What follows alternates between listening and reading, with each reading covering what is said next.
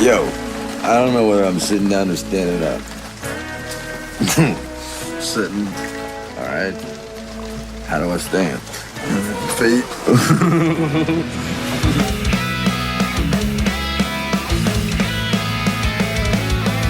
Welcome to the Growing Up Punk Podcast, a podcast about punk rock and all of its friends. And thanks for being one of those friends. We love interacting with each one of you. Thanks for the ways in which you do that, whether it's on our social media or on our YouTube or our website. Speaking of which, our website is growingpunkpod.com. There you can find links to our social media, to our YouTube page, to album reviews, and all that kind of good stuff. So thanks so much for being a part of this community and supporting us. On today's show, we are talking with Adam from the pop-punk band Homegrown. They were a part of the pop-punk boom in the late 90s and early 2000s. And I've been a fan of Homegrown for a long time, and so it was really cool to get to catch up with Adam.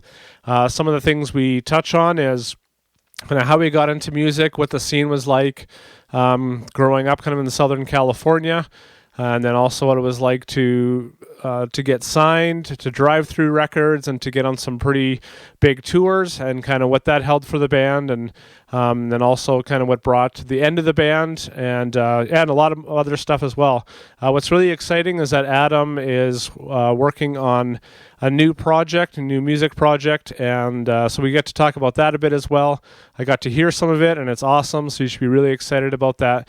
And so thanks so much for checking out this show, and we really hope you enjoy this interview with Adam from the band Homegrown.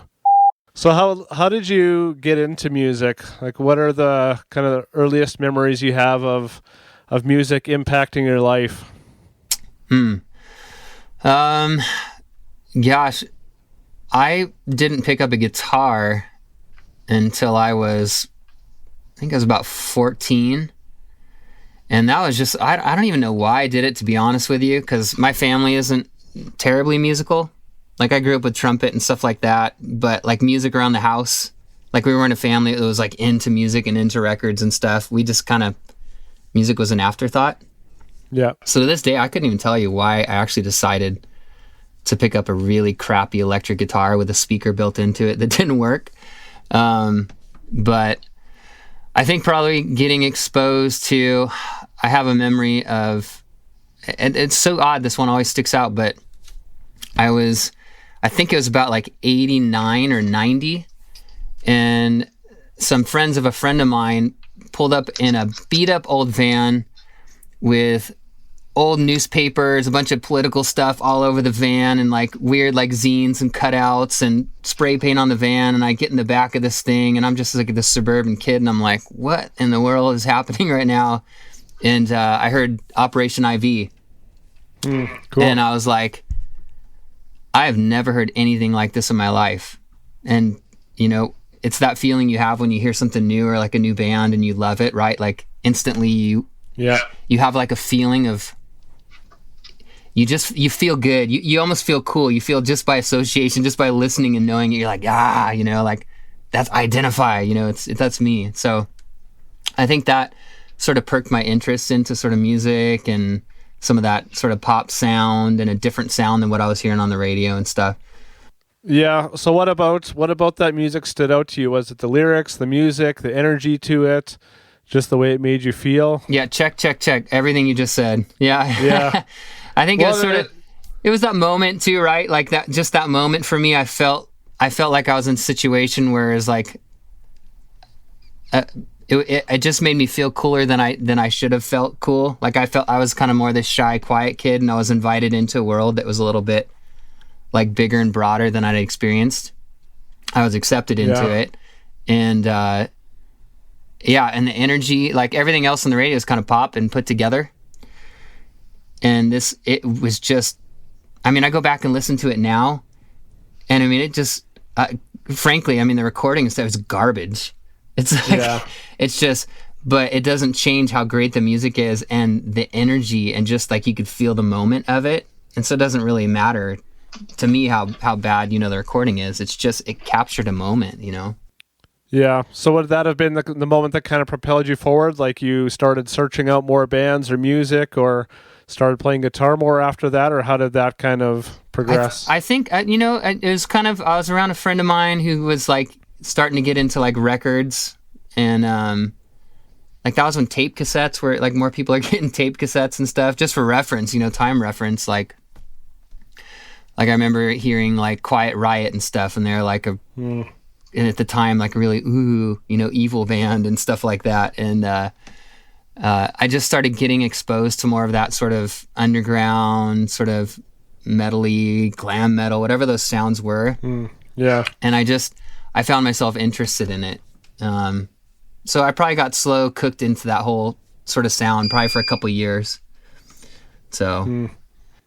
And were you seeing any of those bands live around that time, or like how did you correlate, finding music to then like really playing music and kind of putting those two worlds together? I was so innocent and naive. I mean, there's no way I'd even known how to make that at the time, like that had even been an option. You know what I mean? I was I was pretty, in good ways, sheltered kid, but I just, even being exposed to that stuff, I didn't get to the point like I actually like shows and like I think through some like early church events or something like that, like there's like the hardcore scene coming in and stuff, and I went to a couple shows. But then, do you know what those bands would have been? Like, were they just local bands, or they're a local band? Like I remember one's called like Crucified, and I know the Crucified. Oh really? Yeah, it was just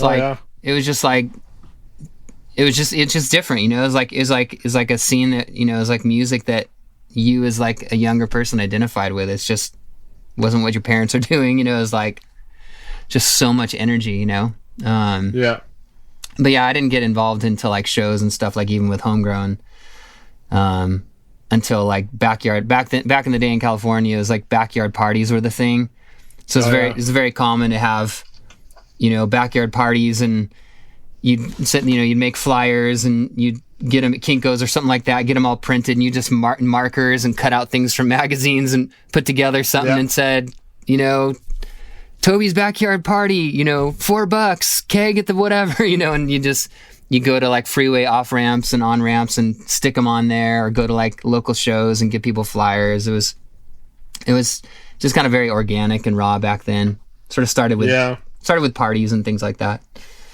So how did you get together with people to play? Like, what was that leading up to that? You said you kind of played guitar a little bit, but when did it? So did you play guitar or bass in Homegrown? I played bass in Homegrown, but I always, I mean, there's a story there too, of course. There's always stories, but I was mostly like getting into music and that sound and that scene. I always play guitar, like, writing songs is always guitar. Learning, like when I actually got the guitar, that just became like an obsession for me. I'd get home from school and I'd spend like 4 hours a day just reading guitar magazine tabs. You know what I mean? Just like getting whatever you could, like listening to something and just keep trying to figure out where the finger was. I didn't even know what I was doing necessarily. I just knew enough to tinker and keep rewinding the tape or whatever, and just keep trying to find what they're playing, type thing. Yeah. Was Homegrown the first band that you played in? Yeah. Yeah. So how did that come to be? Were those just guys you were in high school with and just had similar interests, or? Yeah, I got reunited with. I lived in Santa Ana, California, and then I moved to Mission Viejo. It wasn't too far away, but when you're kids, that kind of separates, your friendships, and you're not driving and stuff. So like back kind of at the tail end of high school and stuff, I kind of met up with some old friends of mine, and they lived out in Orange. And they were friends with some of the members of like Homegrown and stuff, and the very, before I playing shows, more just backyard parties and stuff. And they knew I played guitar, but I never really played around anybody. And one night at a party, their bass player couldn't make it. And so John came up to me and he's all, dude, we need you to play bass. And I'm like, I've never played a bass in my life. And he's like, I remember he said something like, it's okay, man. It's just like a guitar. It's actually easier. There's less strings and they're bigger. It's easy to play. And I'm like, okay. And so we just went to the side of their little stage thing in the backyard they put up. And I think he spent about 15, 20 minutes and taught me like 4 songs. Cool. And I walked up right on stage and played the whole, the set with him or whatever. And I was petrified out of my mind, but I played really well. Like it just something in me, just I could remember everything he showed me or whatever. And so then after that, as they started, rehearsing a little bit more and stuff, they're like, hey, you want to come play with us again? And I just kept showing up, and then onward the story goes, Yeah. So the band was called Homegrown already then, or was it just Yeah, I was kind of a homegrown. no-name band? Or okay. I don't know if there might have been a no-name point, but I feel like the early days, I was homegrown. So at what point with that band did it, was it a conscious decision to, we want to, make a profession out of this, we want to tour, we want to do this full time, or did it just kind of happen organically? What was that process like of, like I'm guessing this was like in high school, you're playing these backyard parties, and This was in early college, like the first year of like college. oh, okay, so you're out of high school at this point. Yeah, like just finishing high school and kind of getting involved. Yeah.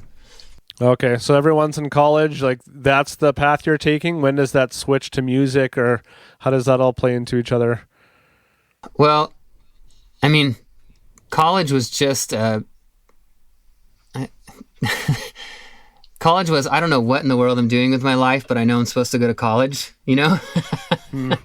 And so you're kind of doing everything for like to get to get an AA, just to get a couple years in. And I mean, gosh, that took me, I think like 5 years to even achieve that, because I was just sort of very half committed. Yeah. That's a hard thing, right? To try and commit to something in life when you're not really convinced of what you want to do for the rest of your life. It was scary for me. It was a hard time. But now the music, everything just, we had the desire, like our desires were very, they weren't grandiose. The desire was, once you're playing backyard parties, oh, it'd be cool to play a club or something. Oh, our friends are promoters, for like dance clubs or something like that. Oh, they want us to play. They're doing dance clubs and then breakout punk show moments. Like somehow it worked.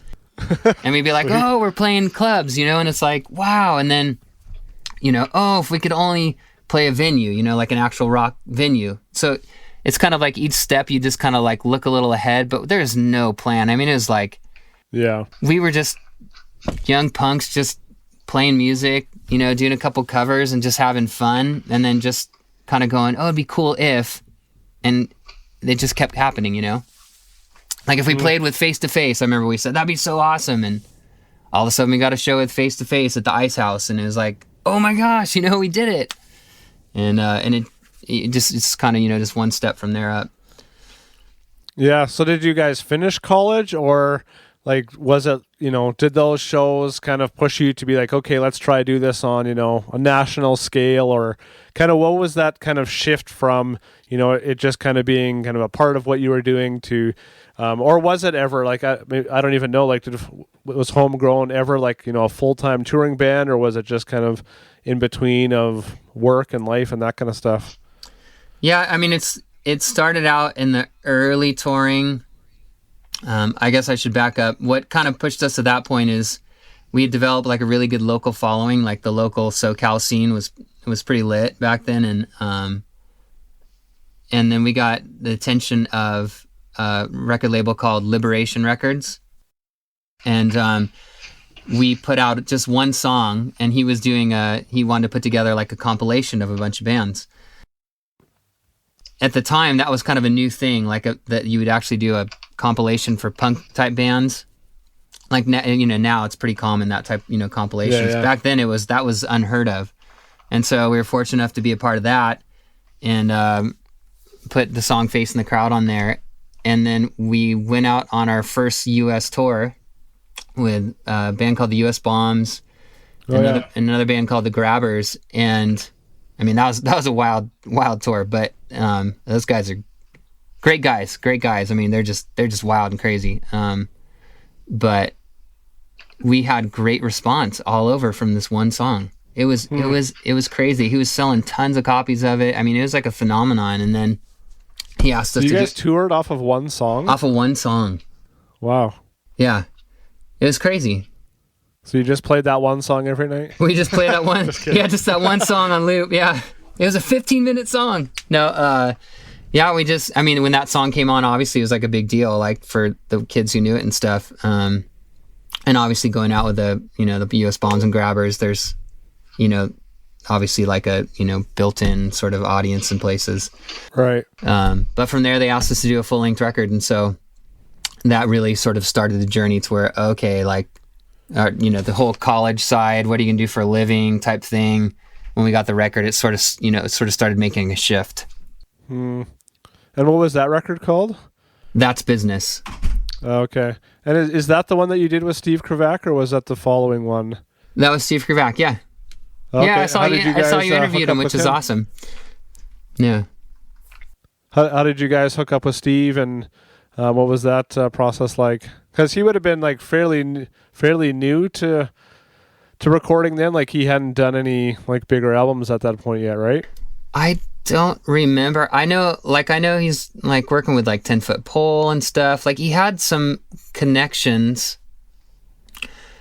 He had some stuff he was doing. Like I think he's developing a name at the time. And I honestly I can't tell you how we got involved. Maybe he could remember, or someone else in the band could remember. But I just remember we were going to a studio, out in LA, and he was gonna handle the record, So he got us as green as could be, man. Yeah. It's like reel to reel recordings, and like, just going in and trying to make it sound good. Yeah.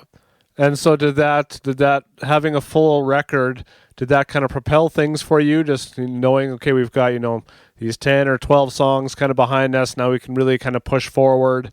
Or was it still kind of, just kind of here and there that you guys were touring and trying to promote that? It was definitely a big launch forward. Because at that time too, the whole pop punk scene was really starting to like explode. Like bands like the early Green Day stuff, Screeching Weasels, the Queers, all those type of bands had really sort of laid like a foundation to pique the interest. Like, you know what I mean? So coming in on that with that ska sound, that punk sound, it was just like people were ready for it. So it sort of launched us pretty quickly to where we could tour. We didn't tour as much as we did, like, say, in the later days, like with Drive-Thru Records and stuff. But I want to say we probably toured maybe like 4 or 5 months or something like that. Okay. And what were some of the standout tours from that era? Oh man, standout tours. Like, was it still kind of with local bands, or were you getting on kind of bigger shows, or there was some bigger tours. I'm trying to remember, because it's been so long ago, right? Like I'm trying to think of when the tours I loved were with that album, or they were with like from the next record. Gosh, at that time there's a lot of local bands that we put on the bill. Right. As you went around, I think we toured with a couple of the Liberation bands at times. Gosh, I don't have a good answer for you. All I can think of, my brain just goes to tours that I can think of that were memorable at the time. Like up in Canada, going up with Millencolin, their first time coming out to the States and over to North America and stuff. Is like we got to go do the tour with Millencolin, and that was phenomenal. I mean. Yeah. Great shows, great guys, great memories. That was a lot of fun. Getting to play with Propagandhi. We played their first United States show, because they have issues with the United States, and we got to play their first show. Yeah. Where was that, and what state was that? Oh, pretty sure it was California. I don't remember the name of the venue, but I can see it in my head. Yeah. Oh, no, I don't need the venue name. Just, I was curious if it was, somewhere closer up to Canada, or if it was in more kind of your area of the States. I'm pretty sure it was in California, yeah. Yeah. So after that, sorry, go ahead. Sorry, no, go ahead. Like Real Big Fish, like doing shows with the Real Big Fish and like Save Ferris, and, I think we had a couple little moments like with Les and Jake, not like tours, but like getting to play like a show here and there. Is because bands are kind of all touring around at the same time, and there might be you get to meet up at that point and play together. Yeah. So, Did you notice things kind of, picking up more for you guys, or was it kind of a slow progression, or what was that like? Because this was like early 2000s, right? Yeah, this was, it was like 98, 99, I want to say, probably right around there. We just, as long as we kept touring, like, because so much of back then, like before, again, it's so hard, like with the internet, it changed everything, right? I mean, right. That totally dates me to say that, but like back then everything was kind of word of mouth, right? So you go do a tour, and for like entertainment and stuff, it's not like you can go online and check out bands and see things. Like if you want to like have an awesome memory, an awesome moment, you're going to go to the show. You know what I mean? It's like, right. Back then too, is like, you didn't even have to totally love bands. Like locally in our scene, there's a lot of like, you would just go out to shows because that's what you did. You know what I mean? Yeah. So back then touring is like, I saw this band, I'm going to go see them again. And this time I'm going to bring my friends. And then you go back and circle again. And then those friends bring those friends. And the same ones who came the first time come, because that's entertainment, right? There's no phones. There's nothing else to do. Like, that's what you do. You go to shows. So in that regard, like shows were a big deal. And turnouts were always good. Like we just keep circling the US and the fan base just kept growing. Yeah. So what came after That's Business? How long, like, was that album out before the next one came out? I think it was like, I want to say about 2.5 years. Okay. At that point we got approached. We'd had enough success around the country and stuff that we got the attention of a subsidiary of a major label of Geffen, and it was called Outpost Recordings.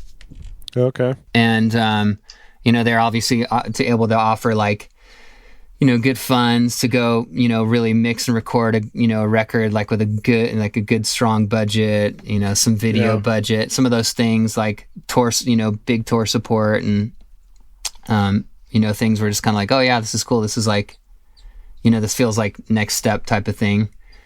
And great guys, great leaders of the label and stuff. But unfortunately that they got bought out. And so we got caught in what was honestly too common for bands back then, is getting caught in the major label sort of implosions and restructures. And then we finish a record and then it basically gets shelved.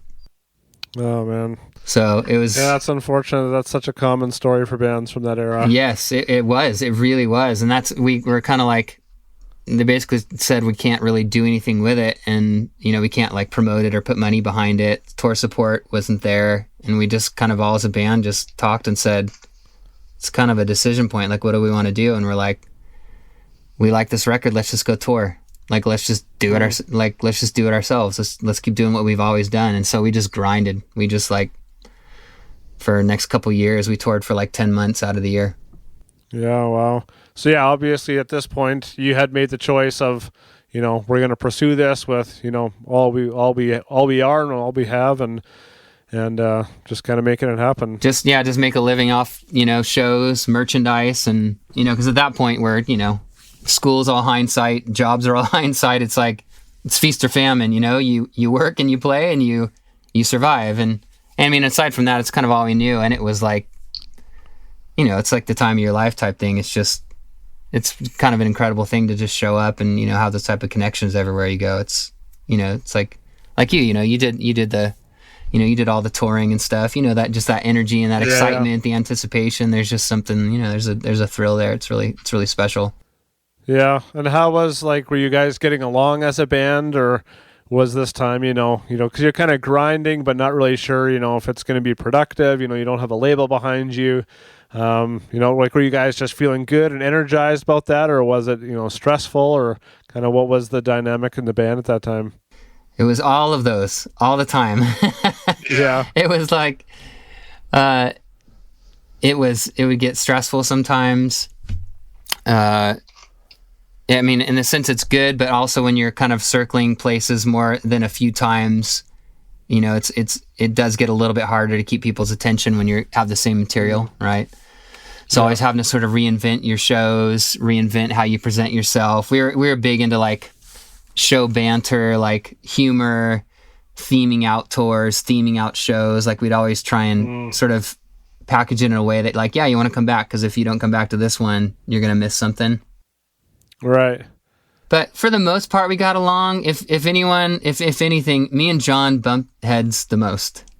We would, and we just weren't mature enough to like, or even self-aware enough to know how to handle like disappointments and conflict and how we're like feelings, you know what I mean? Like, yeah. And when you're in a band and stuff, you're forever an infant in a sense. Like you're not forced to really grow up, and the people around you and stuff aren't looking to, be like, dude, that's kind of wacky. You're like, dude, what's up with you type thing. It's more just like be crazy and people like it. Be crazier and people like it more. You know what I mean? So it's not a lot of accountability to normalcy and stuff. But we'd butt heads, and the way we'd handle it is we'd usually we'd stop talking to each other, sometimes for months. Wow. And still touring and playing shows. And still playing the shows and talking on stage, and then we get off stage and then no talking. It's just, I couldn't even tell you why we'd even have the disagreements or the arguments, but they would come up, and our way of handling it was just not talking, And then eventually something would happen, and we'd come back together and we'd talk, and it'd be like, why didn't we? I don't know. Okay. And, it's just back to normal.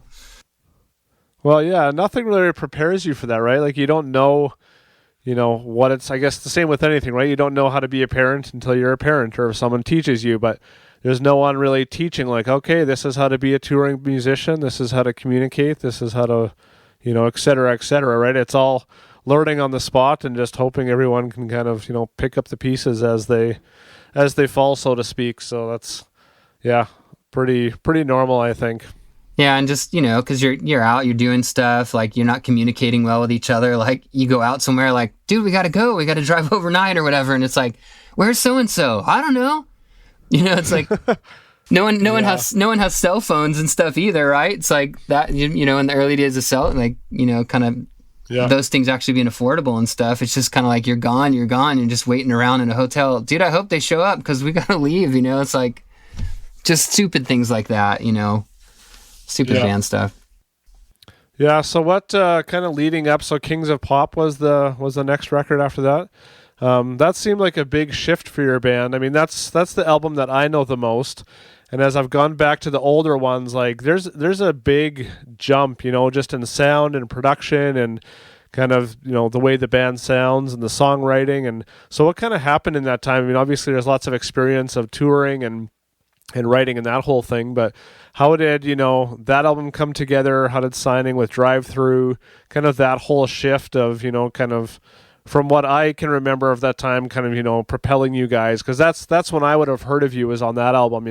I can still remember seeing ads in magazines, and obviously Drive-Thru I'm sure brought a lot of that awareness and promotion in there. So how did that all kind of happen? Yeah, that was like I said, we've been kind of grinding for a few years, and then we had finally gotten out of contract, like actually able, sort of released, because, signed to the majors and stuff. I mean, contracts are a little different these days, but, you sign, say a guaranteed record, and they might have a couple options, which means if, you made them money, basically they have the option to, to do the next record. Yeah. But it's their choice, right? It's not your choice, it's their choice. So kind of being stuck in that was the kind of the limbo, stuck in what are they going to do, the options, but they're not really thinking about it because it's a big merger. But, thanks to our like business managers and our attorney and stuff, Roger Sandeau, shout out to you, for anyone in the world who's listening. But if he'd ever hear that, thank you, Roger. But getting us out, and then, we were kind of open, sort of, free agents with a great sort of fan base, actively touring, working hard, and it's kind of like, what next? And Drive-Thru approached us, talked to us, and they had a lot of vision. They had a real good pulse on the scene. Yeah. Were you guys familiar with the label at that point? Like, had they had any major releases out already, or was it kind of fairly new? I can't remember. My initial thought right now is I remember at the time they were they'd kind of grown pretty quickly, and what's his name? Dashboard Confessional. Okay. I know that he had like this EP or whatever out, like the acoustic thing, and it was a huge success. Yeah. There's a couple other artists I can't remember, but they'd sort of come into the scene, boom, just like doing a really great job. And we looked at what they're doing and how they're like promoting bands, all that type of stuff, and then some of the money that they're able to sort of guarantee for tour support and to actually record a quality record. Yeah. It's kind of like, man, they're excited about this. This feels good. We're excited about this relationship, and so we just, it just seemed like the right move to make. And it was a good, they kind of had the market for pop punk, really, right? I mean, there's other labels obviously doing a great job, but they just really had like a kind of a name in the scene. So yeah. Who did you guys record Kings of Pop with? Steve Evans. Okay. Yeah. That guy's worked with so many bands. So what was that like working with an established producer like that? He fun, challenging. He's just a professional, man. He's the real deal. Like we knew he worked on the old, like the Saves the Day stuff, and he had a couple records where just like, we love his sound. And, so we wanted him to do the record or whatever. And, he's just the kind of guy like, I'm looking for this kind of sound. And he's got a zillion pedals, he had tons of outboard gear. He knows how to work the studio. He's like, oh, you're looking for, okay. Right. And just like this. Yeah. Okay. Let's plug, let's go. That's tune awesome. up, tune up. Like he just always knew if you had an idea, he could get you recording the idea really quick. Yeah. Well, it's cool as he's still recording some of those bands. He just did the Newfound Glory record, and I don't know. I don't think he did any of their earlier ones, but that's cool. He's still, still involved in that scene and still with a band, like Newfound Glory was on Drive-Thru for a bit, and so that's cool that you kind of got in with him. He'd already done some stuff, but he's done, obviously tons since then as well. Oh yeah, so we still talk. Like we're still friends. Yeah. I probably just talked to him a couple weeks ago. Yeah, crazy. And he just got married, and it's like, we're still in touch. He's a pretty phenomenal guy, and he's insanely talented. So. Yeah. So what happened after that album came out? Like, how long did you guys tour off of that? Did you notice even more progression with the band? Kind of what was the kind of temperature of touring and progress with the band from that album? Yeah, that was, we were kind of still in that same, it was like the 10 months a year type touring. Like just hitting it hard. We had found our sound. I think at that point we had learned enough about music and like sort of staying within our lane in a sense, but also sort of pushing things a bit. A better understanding like musically how chords work, how you could sort of get out of the box, so to speak, right? Because there's like the major scales and chords that you sort of do in there, but you can also, there's so many ways you can break the rules that add sort of a different flavor to the sound or a tension or an emotive feel because of the way you're structuring your chords that isn't all like power chords like we did back in the day, Yeah. So I think we kind of found like, we're sort of like a pop punk rock sound. We love what this. Happened? Let's see what happened to the ska sound. We're just, it's such a defining sound that we love it. Like it's a cool sound. We never got like totally into the horns and all that stuff. We kind of like a dirty sort of ska sound. But I don't know. We just found ourselves losing interest in that sound for ourselves. We all sort of gravitated more to a rock thing, Yeah. And that's really where we were headed. We kind of a sort of a punk rocky, pop sound. Obviously a lot of harmonies and things like that. But yeah, that was the evolution. That's where we're gonna stay, is that sort of sound. Yeah. So is that what inspired the title Kings of Pop, or was that just kind of a play on words? Or yeah, it was a play on words. It was Michael Jackson, King of Pop, right? Like a part of our a part of our shtick, like live and stuff, was tons of banter. Just, I'd like to think witty, but it was just on the spot sort of type banter, and we never knew what we were gonna say. It wasn't really planned, but John and I could really work well with each other, and Dan, and just sort of like a lot of our show was actually the entertainment of what was happening between the songs. Yeah. Sorry, I lost track of your question. Oh, I was just asking about the title of that record. Oh, and the title. So so Kings of Pop was like just sort of everything that we did was like we'd always talk things bigger than they were. It was like part of our shtick. Yeah. It's like, oh yeah, we're the Kings of Pop, because Michael, but we're a group, so obviously we're the Kings. It's like, and we're a lot of times we're the older band, like on tour, and the scene, because a lot of the bands coming up are like 15, 16 years old, sometimes 14 years old and stuff, and so it's like we do interviews and things, online or whatever, and it's always like, oh, how old are you guys? Oh, I'm 19, and and like we might have been, like 27 or something. We're like, oh yeah, I just turned. It was my birthday yesterday. I just turned 20. Just everything was just, kind of like the humor is very just sort of nonsensical, like hyperbole all the time. Yeah. Which kind of goes with the style of the music. You think of bands like Blink, and that was just kind of part of it, right? Just kind of the BSing back and forth and not taking yourselves too seriously. That just kind of comes with pop punk. So it's kind of baked in a little bit for sure. Yeah. Yeah. So so you mentioned some of the bands you kind of played with. What were some of the other memorable tours? Were you noticing you were getting, better offers or touring with more bands that you had kind of hoped to tour with in that cycle? Yeah.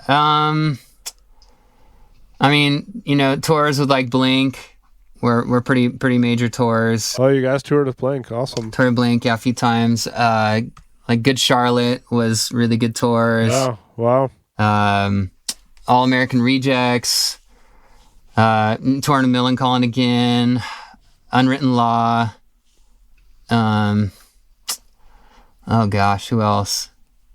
Obviously stuff with Drive-Thru, right? Like Drive-Thru type put together tours. Right. Yeah. We did all the Warp tours. Like the Warp tours are always, a big success. A lot of work, but good success. Yellow Card, touring the Yellow Card. Yeah, man, it's amazing. Yeah, these are all those tours. It just keeps building. It just keeps building. Real Big Fish. Yeah.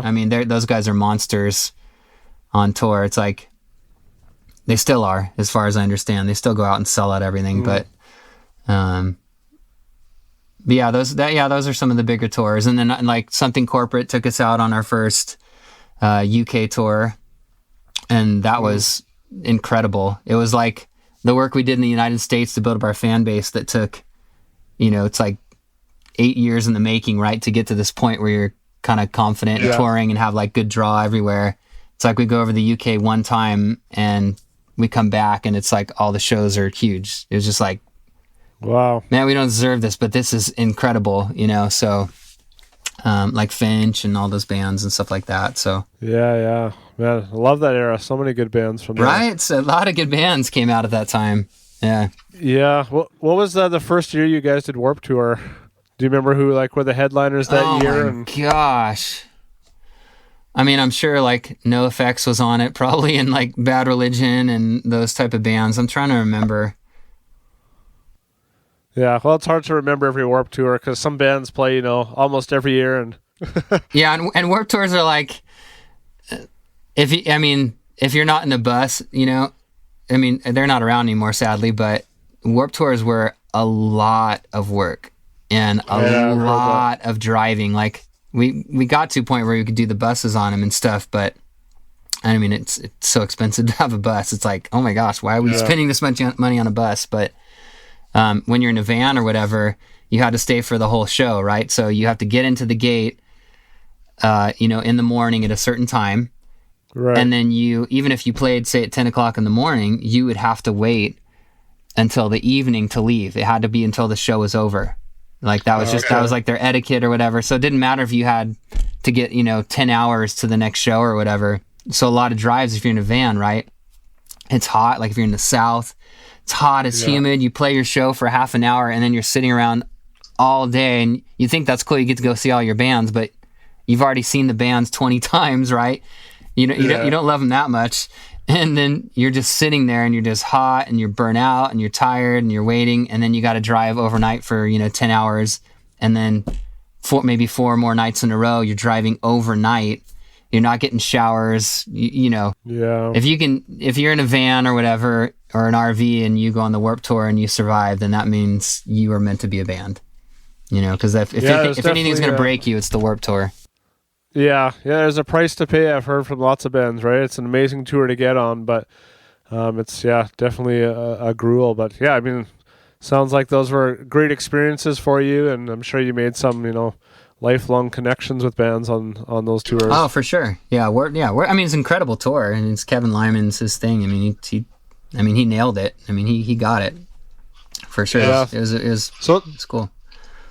So it seemed like you guys had a lot of good, projection, at this era. So what kind of happened, after Kings of Pop, that cycle? Because that's your last release, correct? Yes. Yeah. Well, we did. After that, we had an EP we were working on right before we were done. It was called When It All Comes Down, and it was recorded at a friend's house here in SoCal. A guy named Parker. He's in a band called Jameson Parker. I don't know if you've heard of them before. Okay, yeah. But Parker had recorded that with us in his house. So. Okay. Are those songs online somewhere? I don't think I remember hearing. When It All Comes Down, I think it's on Spotify. Oh, you can actually. I don't remember seeing that. Not everyone knows this either. I had a record label called Utility Records for a very short season, and did a split EP with a band called Limbeck. And we had a couple homegrown songs in there that, good luck finding them now. But you might be able to find them on YouTube, maybe. Okay. You don't have those songs anymore? I have the CDs. I mean, I have all the stuff, but they're just not. It's just not out, And I know even for Limbeck, for their sound, like their sound really evolved into sort of the alt country sound and stuff. And I don't even know that they would want some of their old material out because it was so much more pop. Right. I think they sort of evolved into their sound later. So, yeah. Yeah. So what happened with the band? What kind of brought it to an end, or what happened with all that? Without making it too long of a story, who is now my wife, but my girlfriend at the time we'd been going out for a couple years, and she'd broken up with me. We'd gone through sort of a hard time, and man, I was just, when you're out on the road for like 10 months out of a year, there's not much at home.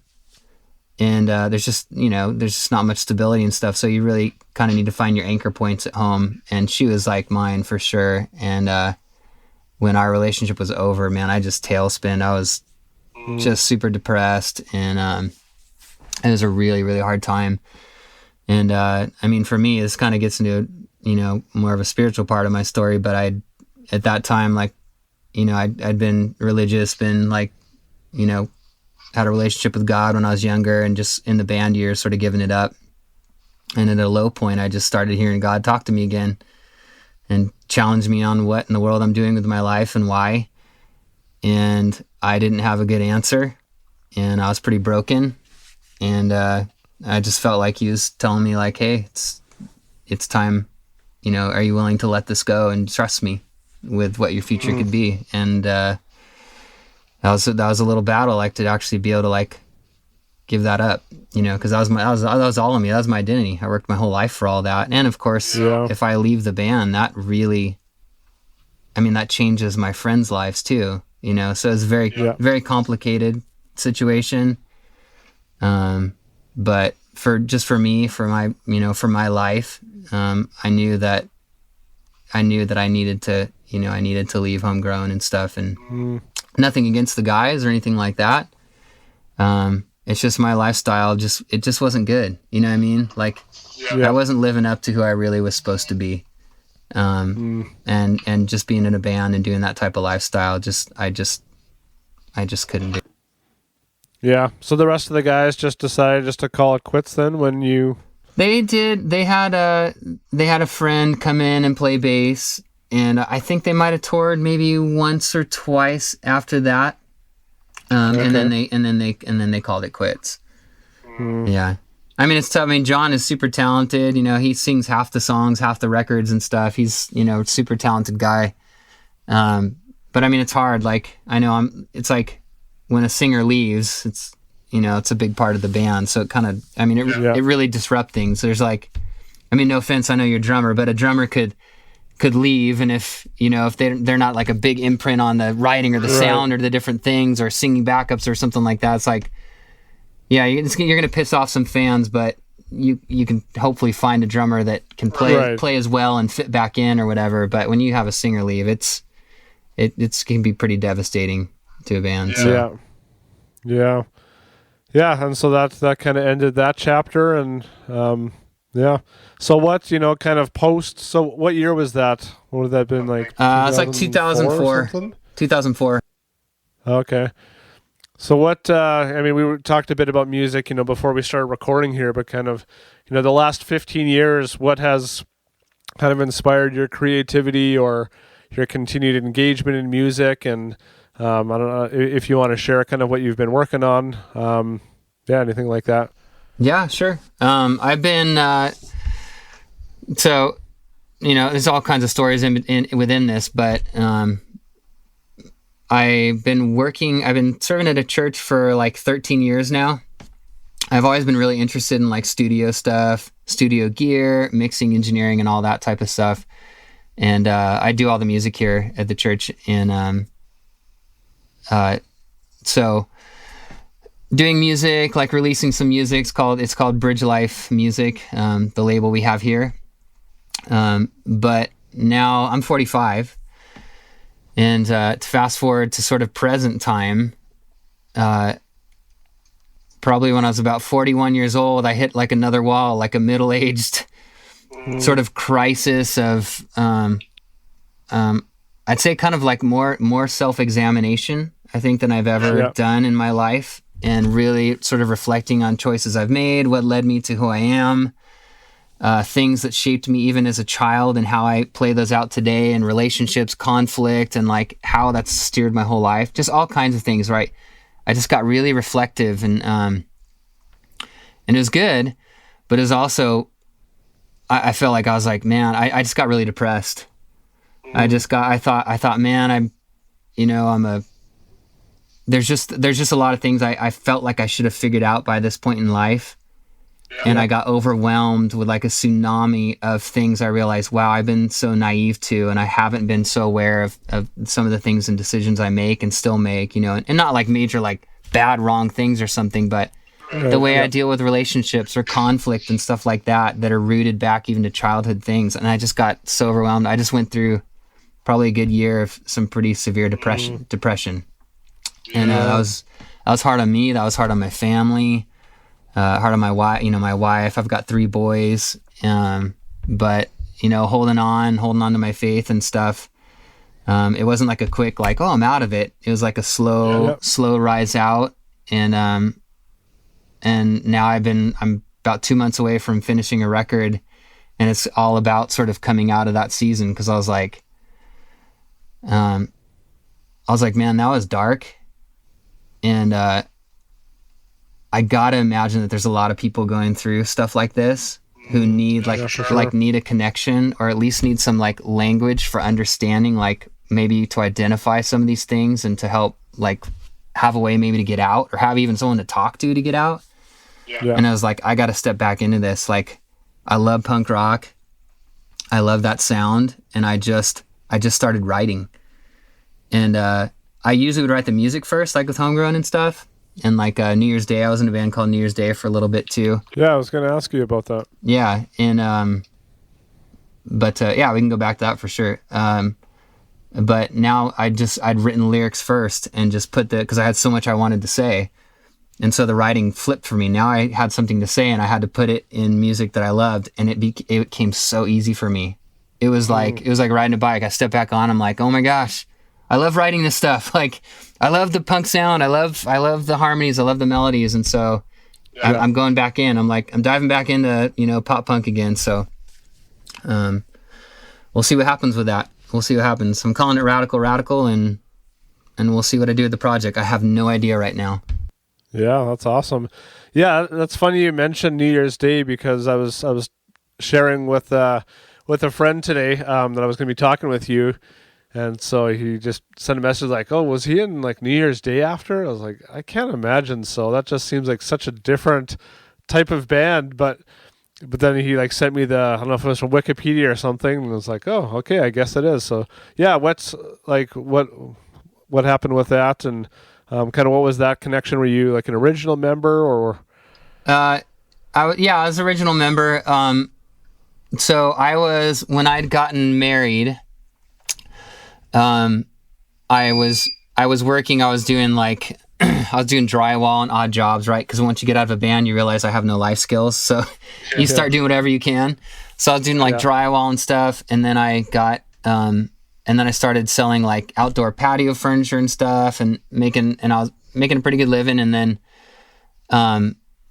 then I started, there's also this other band, you could probably still find it on MySpace, believe it or not, but I wrote a record for this band called Daylight West. Okay.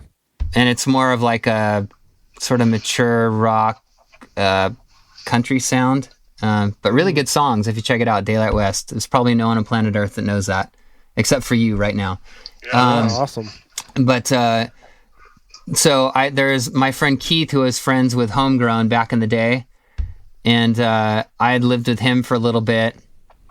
Is this the timeline of New Year's Day? I'm trying to think. Might have been before I got married. I'm sorry. Again, I'm getting old, man. But anyhow, I was friends with him. He was friends with Ashley at the time, and she was.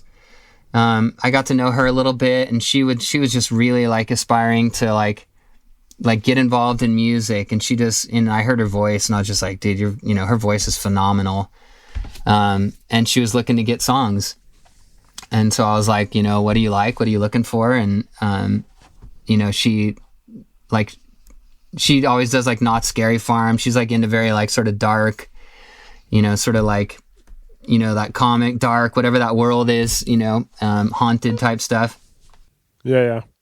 She'd probably laugh the way I'm describing it, but, she just, in whatever that sort of darker genre is or whatever, she was, she really was into that. And so I just started exploring what it'd be like to sort of write a record that was pop, but a little bit darker. Yeah. So I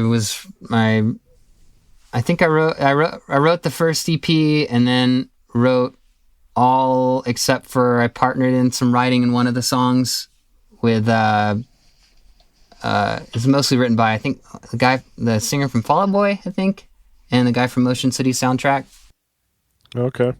But yeah, I just wrote that record to sort of get it started and like give her a platform, and give Keith and the band and stuff like that like a place to start. For me, it was never meant to be like a long-term thing or whatever. Like, I even looked on Wikipedia, and I think it says something like, Adam left Homegrown to start New Year's Day. And I'm like, that's not quite. That's very not true, and I need to make the time to probably amend that, but whatever. I never really do anything with it. But yeah, that's just kind of helped them get started, and they've really, I think she's really found the sound that she wants, and it's kind of a heavier, sort of darker sound, but she's an incredible front woman, and I mean, she owns the stage, so she's very talented. Oh, that's cool. Yeah, it's not a band that, I've seen, tons of stuff about them, but I can't say I've even really heard them, or, wouldn't be a band that I would have explored. So I'm going to have to go back and check out some of that stuff. So go listen to My Dear. That would be the full length or whatever, the one that I wrote. And that would, you'll hear, you'd be like, oh, that's kind of like Homegrown. Yeah. Some of the progressions are a little bit more darker, but it's all very pop. Yeah. Yeah, that's awesome. Cool. I wanted to wrap up by talking about a few albums. So I had asked you kind of about what were some influential albums on you. So you mentioned the Operation Ivy one already. So you also mentioned Green Day and Lagwagon, so it'd be cool to hear, which albums of theirs were most influential on you and kind of how they shaped you as, a musician and a music lover. Oh yeah. Yeah, so I remember Green Day. There was a scene in Berkeley, California that was kind of breaking out. And it was that pop punk scene even before it kind of got more mainstream and like the whole Drive-Thru, Vagrant Records, hopefully like all those sort of labels, coming up. But there's this Berkeley scene and it was getting down to Southern California and like Green Day, after hearing Operation IV, then sort of Green Day was sort of baked into like, oh, they're from up there, and checked it out. And I remember hearing Kerplunk and I was like, oh my gosh, like this stuff. I mean, it's still genius, right? It's where I kind of learned like how important melody was. Yeah. It can be a simple song, simple structure, but melody makes the whole difference. Yes. Right. It's simple progressions. All great musicians played really well still back then, but it wasn't like wild and crazy riffs and stuff. It's just great hooks. And, so that really kind of launched me sort of in that direction of wanting to write that way and understanding like, oh, I can go to this chord. I can go, 1 to 4 to 6 to 5. Like it started developing in me like, oh, if I try and write a song, I follow these sort of patterns. Does that make sense? Yeah. Like the Operation IV sort of taught me the sort of ska, melodic ska type thing, and like bass lines that were kind of crazy. You could be crazy underneath and still, make it work with the melody. And then Green Day was sort of teaching me, oh, like make a song catchy. Yeah. The melody is really, really important, So would Kerplunk be the most influential album of theirs to you? I mean, they've got lots, but... Yeah, I think that would have been the most influential, yeah.